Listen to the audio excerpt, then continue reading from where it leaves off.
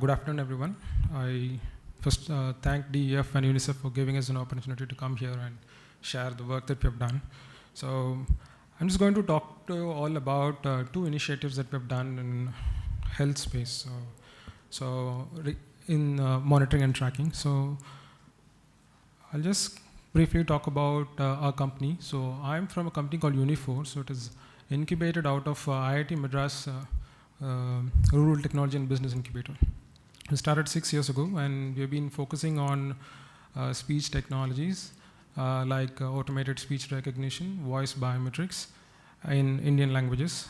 And I would also, this presentation is, I'm representing Unifor and RTBI, so we have jointly working together on many projects. So I'm here representing both. So RTBI is a technology business incubator, and it's the only incubator focusing on technology to enhance rural livelihood and well-being. So it has been there for 7 years, and it has incubated 34 companies. And since Unifor is incubated out of RTBI, we have been collaborating together and working on many projects in the areas of agriculture, healthcare, and other areas. So I'll just here. This slide is. I would like to talk about the what are the advantages of an automated tracking and monitoring. So before that, like if you want me to define tracking and monitoring, there are two things. One is tracking and monitoring for accountability, where some data is collected to see whether what is intended has happened or not. The other kind of tracking is tracking to somehow enhance performance. So in the two case studies we're talking about, the first one is about like monitoring service delivery at Anganwadis, where I'm talking about this accountability, how this automated data collection is doing increasing accountability.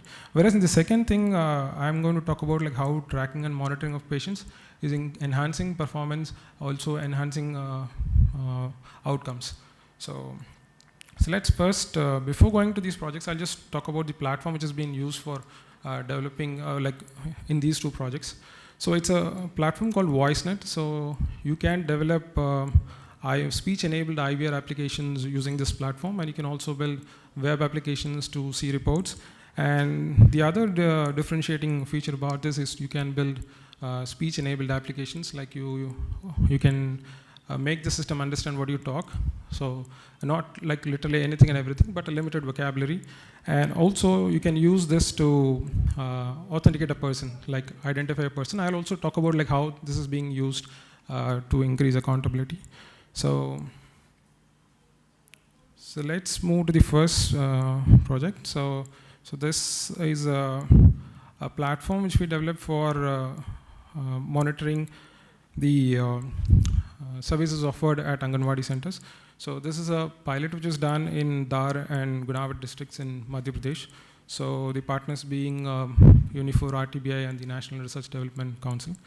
So as you all understand, malnutrition is a very big problem, and then the government is like spending a lot of time and money in solving it. So one way is this. One of the measures is ICDS, through which the government is providing a lot of services like distributing supplementary nutrition packets or immunization, or doing regular health checkups. So in this process, there's a lot of data being collected for monitoring, and we all like in some sense agree that there is some error, chance of error in case of manual data entry. So I'm not going to discuss about like advantages of a automated way of collecting data, but just going to talk to you about how it is being done in this project. So what we offered in this project is a voice-based authentication for attendance capture. For example, how do you know the mother actually visited the center and the food packet was given to her and not to anybody else? So is there a way to do that? So voice biometrics helps you to do that. So I'll just explain in more detail in my next slide. And then what you can also do is like also do this data capture. So instead of noting down on a piece of paper and transferring it later, so how can you do it on your phone? Again, talking about this like feature phone, smartphone, this is a solution which works on any phone. So you just need to make a call and then authenticate somebody or enter data. So that I think solves some of the problems. So this is how it happens. So the mother and the child visits the Anganwadi center, and then on the Anganwadi worker's phone, so she speaks her own passphrase. So voice biometrics, since it's a new technology, I'll just take some time in explaining how it works. So just like other biometric technologies, like you need to do an enrollment before you can actually authenticate. So just like a fingerprint, you do an enrollment and later you just go to a place like, say, for example, a door, and then keep your fingerprints, the door opens. So something similar to that. So here also you do an enrollment, and then later, using a passphrase. So for example, you can use a passphrase like my voice is my password. So this is a passphrase which you could use to enroll yourself. And then later when you want to authenticate yourself, you speak out the same voice phrase, and then the system identifies the person. And again, you will all agree the advantage of a biometric-based authentication system, because it cannot be like used by some other person, unlike a PIN or a identity card and things like that. So what she does, like first we enroll the mother, and then every time she visits the Anganwadi center, we authenticate her, and then she also speaks out the number of packets of nutrition packets that she received. So I'll just show you a small video so it becomes more clear. So to show you how this voice biometrics works. Audio is connected with this. Okay, I'll just connect just.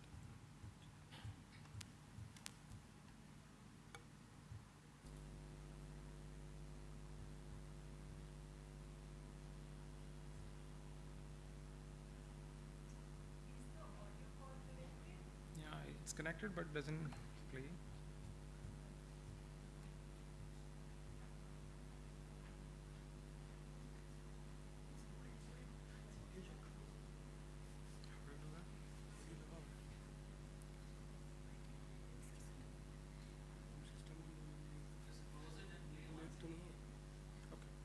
No, it just starts from here. So.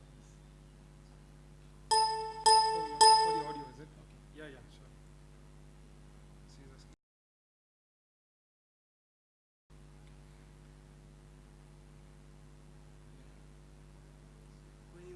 Control करेंगे voice चला दो.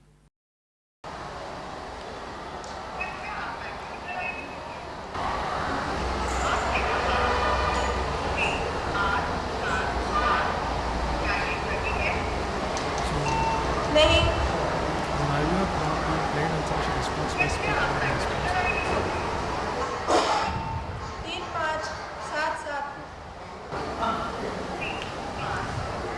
She speaks out the ID which is being assigned to the mother, and she gives the phone to the mother.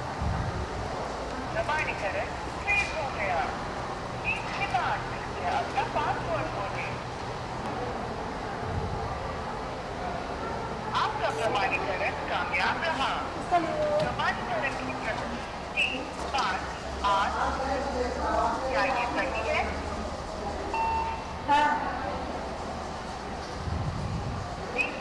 Savitribai Bhagirath. आपका प्रमाणीकरण कामयाब रहा. 3-1-2-7. आपने कहा. Essentially goes on like that. So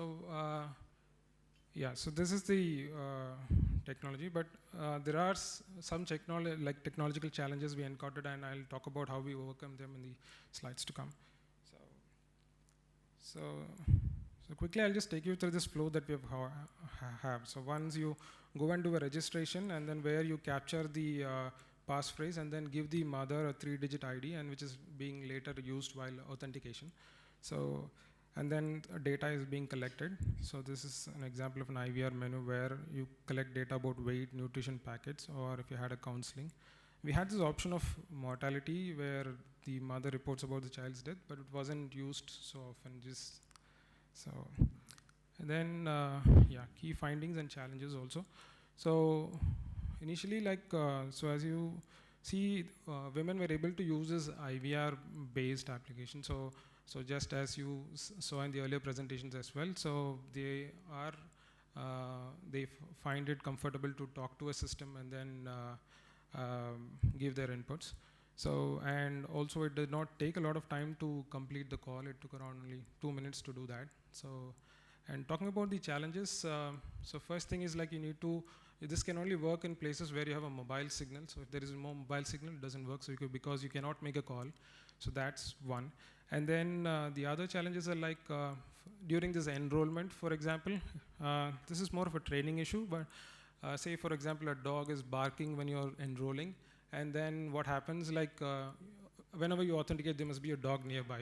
So, so this was one of these challenges. So how would you overcome is like you do a proper enrollment in a silent environment, so that like you don't face this problem. And also one more thing, we also do authentication after enrollment after some time, so that all these false enrollments are captured and rectified. So, and we also had these problems of cross handset compatibility. For example, you enroll it in one handset and it doesn't work in other handset. So, and we found that it was more to do with the amplitude levels later. Like one phone, the audio volumes is too high and the other is less. So with some normalization of the audio output, we were able to solve that and make it work across different handsets. So, and yeah, so this is mostly about this project. So next I would like to talk about the other one, which is done closer here, like in Tamil Nadu in Vellore district. So this project also solves another big problem, which is the tuberculosis. So WHO says like 1/4 of the tuberculosis incidence occurs in India. So, and again, the government is using this DOTS program to handle this. So DOTS, as the name suggests, like direct observable short course. So where the health worker has to be be present along with the patient and see that he is taking his medicine at least in the first 6 months, where they call it as an intensive course. So, and again, if you see like a reserve care settings like India, where you need like health workers for every patient, so it's really difficult. And also you can ask the patient to go to a DOTS center and then ask him to have his medication there. But due to other reasons like social stigma or illness, the patient is not may not be able to walk into a DOTS center and do this. So, and so also there are essentially two reasons why this TB, two problems in the areas of TB. One is like not timely diagnosis, like the TB is not diagnosed properly at the right time. And the second thing is like they don't follow up and take the medicines for the entire course. And these are found to be like two important reasons why a person infected with tuberculosis is not getting cured. So we were thinking like how we could address these two problems using mobile phones. So the objective was to motivate and make the patients continue the treatment and complete it, continue and complete the treatment by sending them messages at appropriate time, like whenever they have to take a medicine, call them up and then give them some motivational message and then remind them about they have to take a medicine.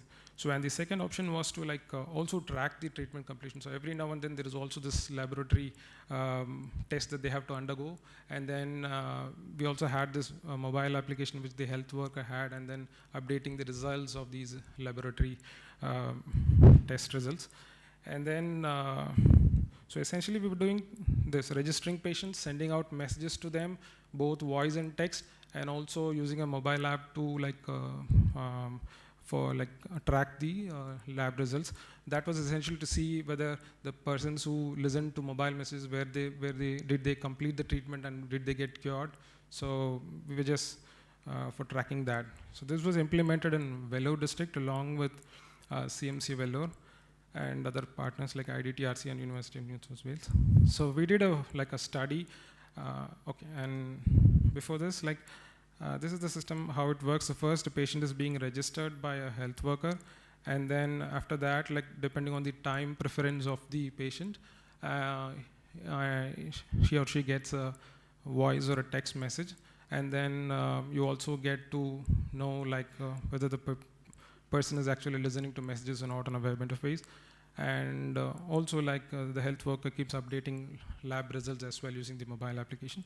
So in the meanwhile, you also have an option to notify TB.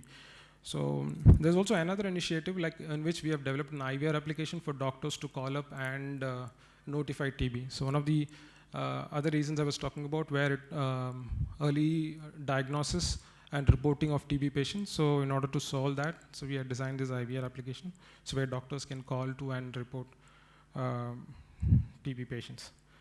So a study was conducted with 104 patients, and then it revealed like there's a strong correlation between the percentage of calls attended and treatment completion.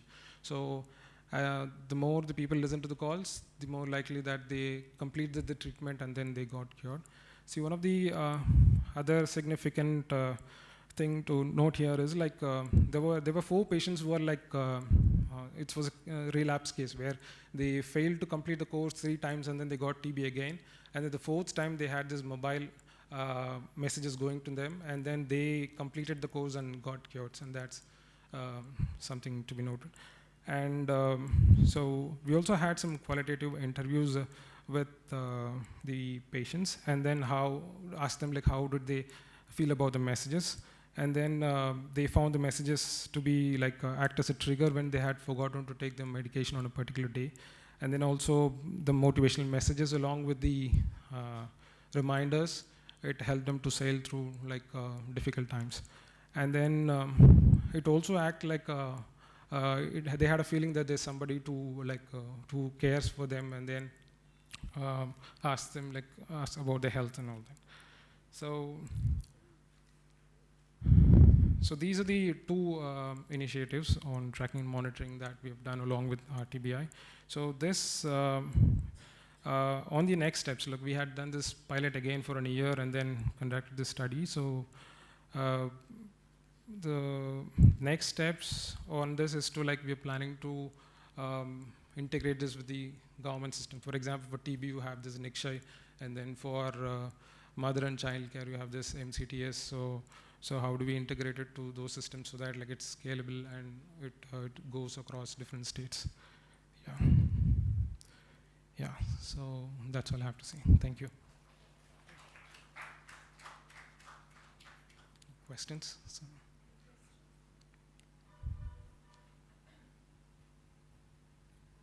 Yeah, sure.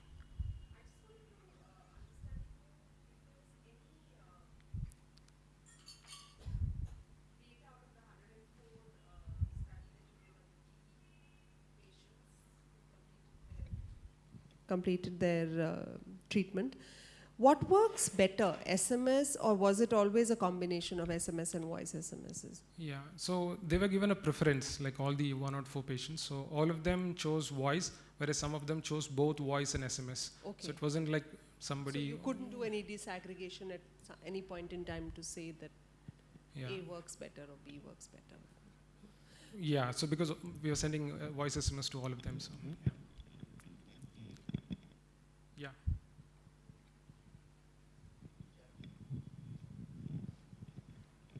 So in the video, there was the one person who was doing all the authentication for the people who were coming in. Yeah. In that case, it could also be that some person comes, they get the person authenticated, but still doesn't, don't deliver the amount of, food that was supposed to be delivered. Is there some sort of a check for something like that occurring? Usually the prompts it says like please confirm that you have received the food packet by saying your passphrase, and then she speaks. So that's and also what you're saying is like you authenticate the right person but don't give them the food packet, is it? Yeah. So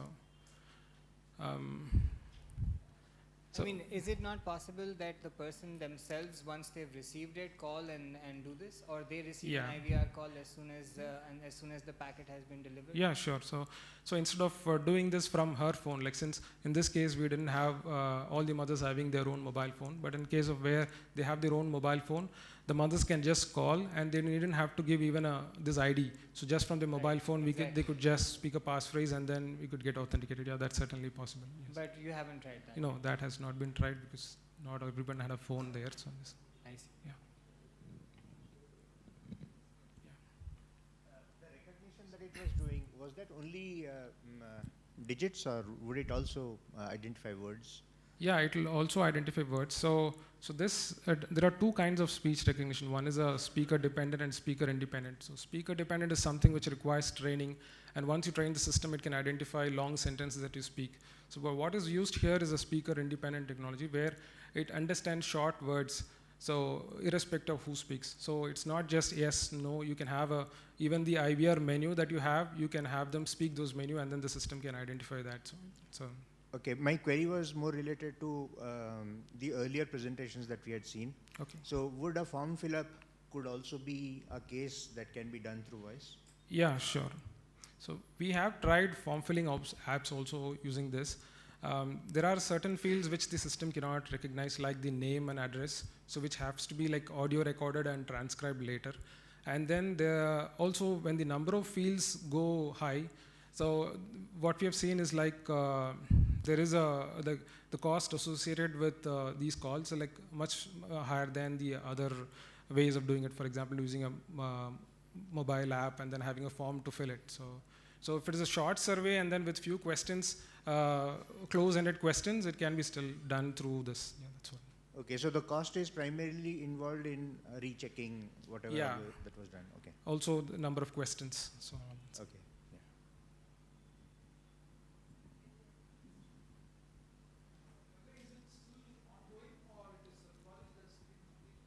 yeah, so the TB notification thing that I showed, it's still a number, so you can call to it and then register, notify a TB patient. The other project where we were sending out these messages, so it was a one-year project which got completed like March of last year. So can you just share us why actually it was not continued after a point of time? Was it because of the lack of effectiveness of the program or any other technical problems? usually those are not the only reasons why. So it was it was done with the collaboration with CMC Vellore. So usually there are some projects which are done to like do a proof of concept. So they want to prove whether something works or not. But eventually, if it has to scale up, there must be an implementing agency which is like has to be involved to take it forward. So in this case, if you see all the partners were like more kind of a research partners who were willing to partner with us to see if a concept works or not, and not somebody who is like wants us to optimize their operations or something. So that's why it like. So that's why we're still like exploring, talking to the state government and seeing like if this can be integrated to the state system so that like it scales up and like sustains itself. So, yeah. How much time did this whole project take? And going ahead, can you reduce? Are there some things you've learned to reduce the time to launch this project? Develop an application. Yeah. So, yeah. So usually, like if you see the IVR applications, like are easier to develop. But given that we also have this speech recognition component to it, so if the application has a fewer number of response to be received from somebody, like you can do it in say 2 to 3 months, the application development, and yeah, so that's what. And if you want to minimize, so essentially if the project is similar, we can just reuse things which you have done in the past and then use the same and reduce the times. Yeah.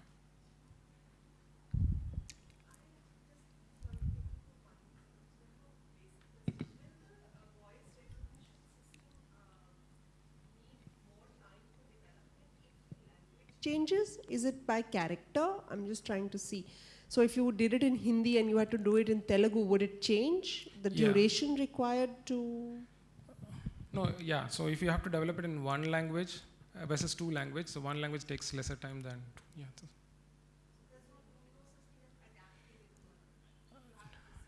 Yeah. So the words to be identified are different, so it has to be done.